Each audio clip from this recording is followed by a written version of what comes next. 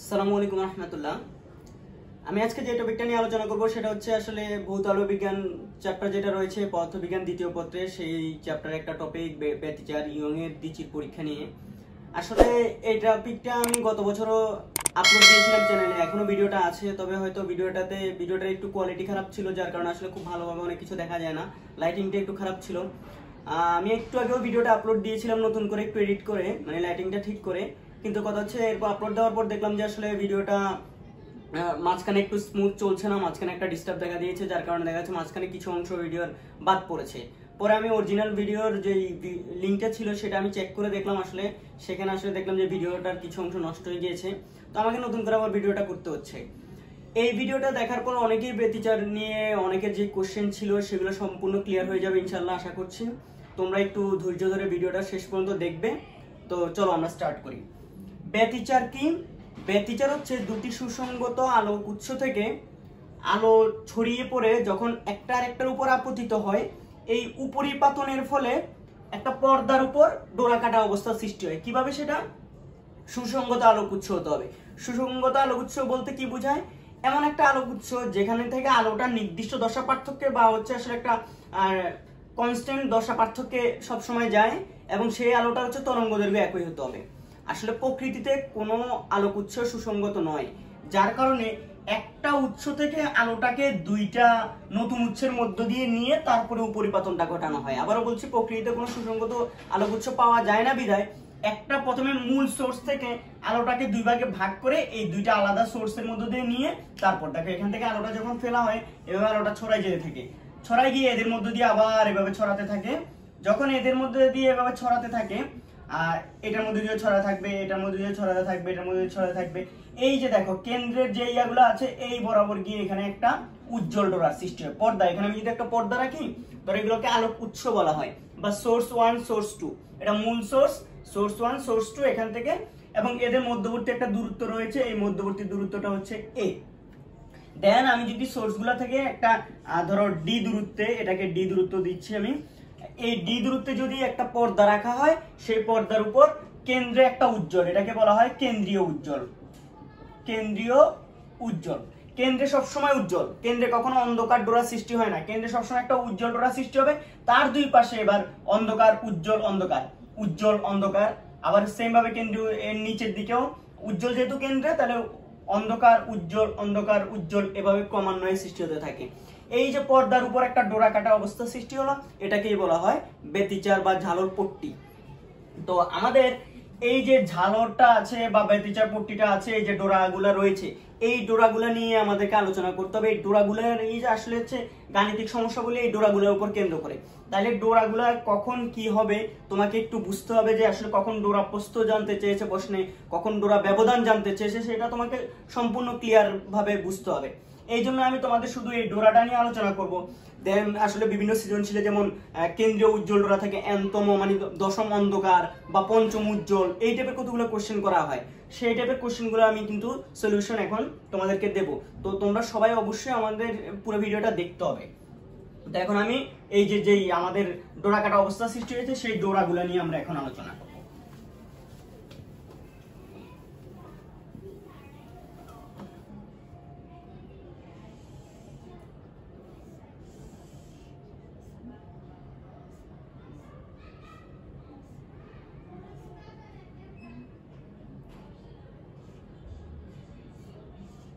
দেখো এটা হচ্ছে যদি উজ্জ্বল হয় তাহলে এটা অন্ধকার, আবার এটা হচ্ছে অন্ধকার। দেন এটা হচ্ছে কেন্দ্রীয় উজ্জ্বল, কেন্দ্রীয় উজ্জ্বল। তো খেয়াল করো তোমরা, আসলে ডোরা, প্রথমে আমি আসবো ডোরা প্রস্থে। ডোরা প্রস্থ বলতে কি বোঝায়? তো তোমাদের এটা নিয়ে অনেকের কনফিউশন থাকতে পারে।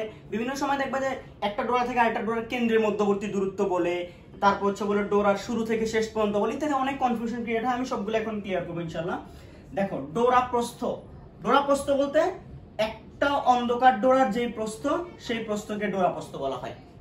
আবারও বলছি, একটা অন্ধকার ডোরার প্রস্থকে যা তাই, বা একটা উজ্জ্বল ডোরার যে প্রস্থ আছে এই প্রস্থটুকুই হচ্ছে কি ডোরা প্রস্থ। সোজা সাপটা কথা হচ্ছে, তাইলে বলা যেতে পারে একটা অন্ধকার ডোরার শেষ থেকে অপর একটা অন্ধকার ডোরার খেয়াল করে, এই যে এদিক থেকে যদি আমি শুরু করি, এদিক থেকে নিচের দিকে যাই, একটা অন্ধকার ডোরার শেষ থেকে অপর একটা অন্ধকার ডোরার শুরু পর্যন্ত দূরত্বটুকু হচ্ছে কি ডোরা প্রস্থ। অথবা অন্যভাবে বলা যেতে পারে, তুমি দেখো যে যদি বলি একটা উজ্জ্বল, দেখো আবার এটা যদি নেই, দেখো একটা উজ্জ্বল ডোরার শেষ থেকে অপর একটা উজ্জ্বল ডোরা, এখানে কিন্তু আরেকটা উজ্জ্বল ডোরা আসছে, তাহলে একটা উজ্জ্বল ডোরা, এই উজ্জ্বল ডোরাটা শেষ হচ্ছে এখানে, এখান থেকে অপর একটা উজ্জ্বল ডোরার শুরু পর্যন্ত দূরত্বটাই হচ্ছে ডোরা প্রস্থ। তাহলে অনেকগুলা কথা বলা যায়। কি কি বলা যায়? যে শুধুমাত্র একটা অন্ধকারের প্রস্থটা ডোরা প্রস্থ, আবার একটা উজ্জ্বলের প্রস্থটাও একটা ডোরা প্রস্থ। আবার এটাও বলা যেতে পারে যে যদি আমি এদিক থেকে এটা কেন্দ্রীয় থেকে নিচের দিকে বা উপরের দিকে যাই, যেমন তুমি বলতে পারো যে একটা উজ্জ্বলের শেষ থেকে অপর একটা উজ্জ্বলের শুরু পর্যন্ত, এই যে এই উজ্জ্বলটা এখান থেকে শুরু হয়ে দিয়ে গিয়েছে, তাহলে এইটা শুরু, একটা উজ্জ্বলের শেষ থেকে অপর একটা উজ্জ্বলের শুরু পর্যন্ত ডোরা প্রস্থ। আবার অন্যভাবে বলা যেতে পারে যে তোমার যদি কি একটা এই যে উজ্জ্বল অন্ধকার, এটা না বলে তুমি অন্ধকারটা থেকে উজ্জ্বলটা নাও, যে তুমি বলতে পারো কি এদিকে যদি তুমি চিন্তা করো তাহলে বলতে পারো হচ্ছে হলো তুমি একটা অন্ধকারের শেষ থেকে, এই যে অন্ধকারটা শেষ, অন্ধকারের শেষ থেকে অপর একটা অন্ধকারের শুরু পর্যন্ত, সেটা একটা কি ডোরা প্রস্থ। অর্থাৎ এভাবেও ডোরা প্রস্থটাকে ডিফাইন করা যায় এবং ডোরা প্রস্থ x দ্বারা প্রকাশ করা, এবং সেটা হচ্ছে ল্যামডা ডি বাই সেটা হচ্ছে 2a। এটা হচ্ছে হলো ডোরা প্রস্থের সূত্র। আবারও মনে রাখবে ল্যামডা ডি বাই 2a, অবশ্যই 2a, এটা শুধু a নয়। কেন নয় সেটা একটু পর আসছি। দেন অন্য আরেকটাও কথা বলতে পারে তোমাকে, যেমন এটা বলতে পারে যে পরপর, খেয়াল করো, পরপর দুটি উজ্জ্বল এবং অন্ধকার ডোরার, পরপর দুটি উজ্জ্বল এবং অন্ধকার ডোরার কেন্দ্রের মধ্যবর্তী, পরপর দেখো, পরপর এটা একটা অন্ধকার ডোরা এবং এটা হচ্ছে একটা উজ্জ্বল, এরা পরপর আছে, এর কেন্দ্র হচ্ছে এখানে, এর কেন্দ্র হচ্ছে উজ্জ্বলটার কেন্দ্র এখানে, এই উজ্জ্বলটার কেন্দ্র এই জায়গায় মাঝামাঝি, খেয়াল করো উজ্জ্বলটার কেন্দ্র মাঝামাঝি, অন্ধকারটা, এদের মধ্যবর্তী দূরত্বটা কত চিন্তা করো তো, তাও কিন্তু ডোরা প্রস্থের সমান, কারণ এটা থেকে অর্ধেক, এটার থেকে অর্ধেক, টোটালটা নিয়ে একটা ডোরা প্রস্থ ক্রিয়েট হয়। তাহলে যদি পরপর দুটি উজ্জ্বল এবং অন্ধকার ডোরার, পরপর দুটি উজ্জ্বল এবং অন্ধকার ডোরার কেন্দ্রের মধ্যবর্তী দূরত্ব বলে, তাহলেও কিন্তু ডোরা প্রস্থ হবে। দেন ডোরা ব্যবধান। ডোরা ব্যবধান কি? ডোরা ব্যবধান হলো আসলে, ডোরা ব্যবধানকে আসলে সূত্রটা আমি আগে বলি, দেখো, আচ্ছা সূত্রটা একটু পর বলছি। ডোরা ব্যবধান হলো এই যে একটা উজ্জ্বল এবং একটা অন্ধকার, টোটাল দুইটা ডোরা নিয়ে, একটা পরপর যে কোনো একটা উজ্জ্বল ডোরা এবং একটা অন্ধকার ডোরা নিয়ে তাদের, দেখো আবারও বলছি, একটা উজ্জ্বল একটা অন্ধকার, এই দুইটা ডোরা নিয়ে একটা হচ্ছে ডোরা ব্যবধান।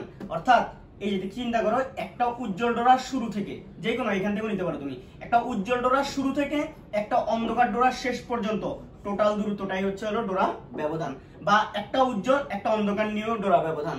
অন্যভাবে বলতে পারো তুমি কিভাবে, যে একটা, এখানে আমি বলেছি যে একটা অন্ধকারের শেষ থেকে অপর একটা অন্ধকারের শেষ পর্যন্ত, মানে আচ্ছা এভাবে বলা যেতে পারে না, একটা অন্ধকারের শেষ থেকে অপর একটা অন্ধকারের শেষ পর্যন্ত, এটাও বলা যেতে পারে। অথবা এটাও তো বলা যেতে পারে যে কি একটা উজ্জ্বলের শুরু থেকে অপর একটা উজ্জ্বলের শুরু পর্যন্ত, এটা বলা যেতে পারে না? অবশ্যই বলা যেতে পারে, কারণ এখানে উজ্জ্বলের শুরু, অপর একটা উজ্জ্বলের শুরু এখানে গিয়ে। তাহলে আবার অন্যভাবে বলা যেতে পারে যে একটা উজ্জ্বলের শেষ থেকে অপর একটা উজ্জ্বলের শেষ পর্যন্ত, এভাবেও তো বলা যেতে পারে।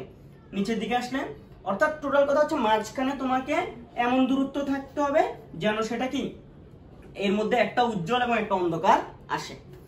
অন্যভাবে বলা যেতে পারে সেটা, আচ্ছা এখান থেকে তুমি এটা তো বললা, ঠিক আছে, এখান থেকে তুমি কি দেখতে পাচ্ছ, দুইটা, একটা উজ্জ্বল এবং একটা অন্ধকার। আমরা জানি প্রত্যেকটা ডোরার কিন্তু প্রস্থ সমান, উজ্জ্বলটার প্রস্থ যা, অন্ধকারটার প্রস্থ তাই।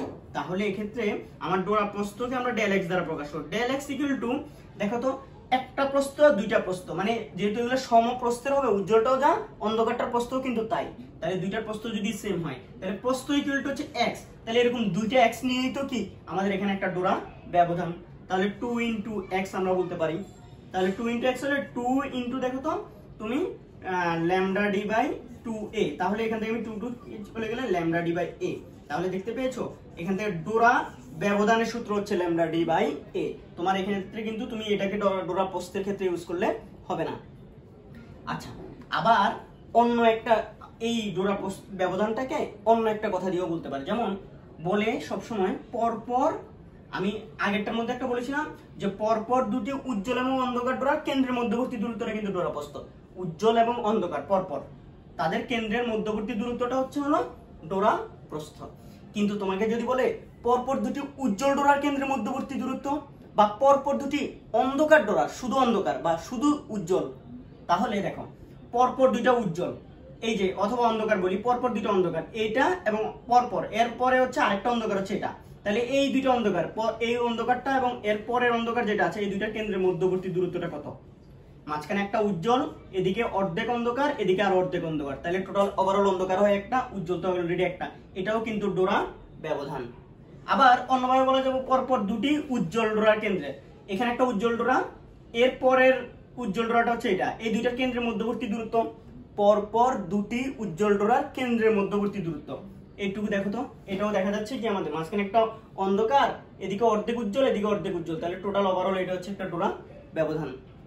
তো এই পরপর জিনিসটা নিয়ে কনফিউশন অনেক, যদি শুধুমাত্র পরপর দুটি উজ্জ্বল ডোরার কেন্দ্রের মধ্যবর্তী দূরত্ব বলে তাহলে ডোরা ব্যবধান, পরপর দুটি অন্ধকার ডোরার কেন্দ্রের মধ্যবর্তী দূরত্ব বলে তাও ডোরা ব্যবধান, কিন্তু যদি দুটি পরপর দুটি উজ্জ্বল এবং অন্ধকার ডোরার বলে, উজ্জ্বল ও অন্ধকার দুইটার একসাথে বলে, তখন তাদের কেন্দ্রের মধ্যবর্তী দূরত্বটা হবে হলো ডোরা প্রস্থ। আশা করছি ডোরা প্রস্থ এবং ডোরা ব্যবধান নিয়ে যত কনফিউশন ছিল তোমার সবগুলোই এই টপিকগুলো দিয়ে ক্লিয়ার হয়ে যাওয়ার কথা। এই কথাগুলো দিয়ে ঘুরাই পেঁচায় তোমাদের বিভিন্ন বোর্ড পরীক্ষায়, বিভিন্ন কলেজে বিভিন্ন সৃজনশীল কোশ্চেন হয়েছে, আমি আশা করছি তোমাদেরকে ক্লিয়ার করতে পেরেছি। তো তোমরা যদি এরপরেও কোনো কনফিউশন থাকে অবশ্যই আমাকে কমেন্ট সেকশনে জানাবে। এখনো মোস্ট ইম্পর্টেন্ট একটা জিনিস বাকি আছে, সেটা হচ্ছে এনতম উজ্জ্বল ডোরার দূরত্ব বা এনতম অন্ধকার ডোরার দূরত্ব কিভাবে তুমি নির্ণয় করবে। দেখো তোমাকে আমি কিন্তু প্রথমে পড়ানোর সময় কিন্তু কিছু কথা বলেছিলাম, যেটা হচ্ছে আসলে কেন্দ্রীয় উজ্জ্বল ডোরা। আচ্ছা তোমাদেরকে আমি একটু আগে একটু যে সূত্রগুলো লেখালাম, x = ধরো ল্যামডা ডি বাই এ, আমি এটা কিন্তু ফার্স্ট আলোচনা করে দেই সামান্য, তারপর আমি বাকিটুকুতে আবার চলে যাবো ওই কত এনতম উজ্জ্বল ডোরা বা অন্ধকার ডোরার ক্ষেত্রে। এই যে এটা ছিল কি বলতো, ওই যে দুইটা S1 S2 যেটা নিয়েছিলাম তাদের মধ্যবর্তী দূরত্বটা হচ্ছে কি এই যে এটা, আর ল্যামডা হচ্ছে তুমি যে আলোটা ফেললে সেই আলোর তরঙ্গ দৈর্ঘ্য তোমার কোশ্চেনে দেওয়া থাকবে সামহাউ, আর ডি হচ্ছে এই যে আলোক উৎস দুইটা আছে, এ থেকে তোমার এই যে পর্দাটা আছে না, এই যে পর্দায় ব্যতিচার সৃষ্টি হয়, সেই পর্দার মধ্যবর্তী দূরত্বটা হচ্ছে ডি।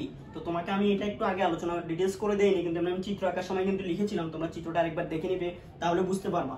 উৎস থেকে বা চির থেকে, এগুলোকে উৎস বলা হয় বা চির বলা হয় বা স্লিট বলা হয়, SLIT স্লিট, চির উৎস বা স্লিট থেকে যে পর্দা আছে সেই পর্দার দূরত্বটা হচ্ছে ডি, আর উৎসদ্বয়ের বা চিরদ্বয়ের মধ্যবর্তী দূরত্বটা হচ্ছে এ। এই জিনিসগুলো তোমাকে মাথায় রাখতে হবে অঙ্ক করার সময়। দেখো এবার তোমার আসি ব্যতিচারের ক্ষেত্রে, সবসময় পর্দায় যে ডোরাগুলো সৃষ্টি হয় কেন্দ্রে সবসময় উজ্জ্বল, কেন্দ্রে কখনোই অনুজ্জ্বল বা অন্ধকার ডোরা সৃষ্টি হবে না। তোমাকে এই জিনিসটা খুবই স্পষ্টভাবে মাথায় রাখতে হবে, তাহলে তুমি যদি এটা ভালোভাবে মাথায় রাখো তাহলে কিন্তু এটা অঙ্কটা ইজি হবে। যেমন এনতম যদি উজ্জ্বল বলো, ধরো এনতম উজ্জ্বল, ধরো কেন্দ্র একটা উজ্জ্বল আছে, এটা কিন্তু কেন্দ্রীয় উজ্জ্বল, এটাকে তুমি প্রথম উজ্জ্বল বলতে পারবা না, এটাকে প্রথম উজ্জ্বল বলা হয় না। প্রথম উজ্জ্বল হচ্ছে এরপরে অন্ধকারটার পরে এই যেটা, এটা হচ্ছে প্রথম উজ্জ্বল, এটা হচ্ছে প্রথম উজ্জ্বল। এরপরে যখন আরেকটা থাকবে এই যে এটা হচ্ছে হলো দ্বিতীয় উজ্জ্বল। অনেকে চিন্তা করে কি কেন্দ্রেরটা প্রথম উজ্জ্বল, তারপর দ্বিতীয় উজ্জ্বল, তৃতীয় উজ্জ্বল, আসলে প্রকৃতপক্ষে তা নয়। তাহলে এনতম উজ্জ্বল বললে এনতম উজ্জ্বলের দূরত্বটা হবে x = n lambda D by a. n হবে কি কততম, তোমাকে যদি দশম উজ্জ্বল বলে তাহলে এটা 10 হবে, যদি বলে পঞ্চম উজ্জ্বল তাহলে এটা হবে 5, যদি তৃতীয় উজ্জ্বল বলে তাহলে এটা হবে 3।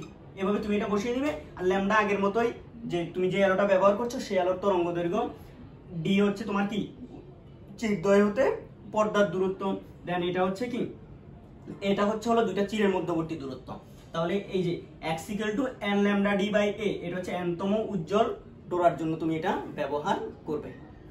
দেন তোমাকে যদি বলে যে কি এনতম অন্ধকার ডোরার জন্য, যেটা এটা নিয়ে সবার বেশি কনফিউশন হয়, তুমি এটা এখন ক্লিয়ার করে নাও।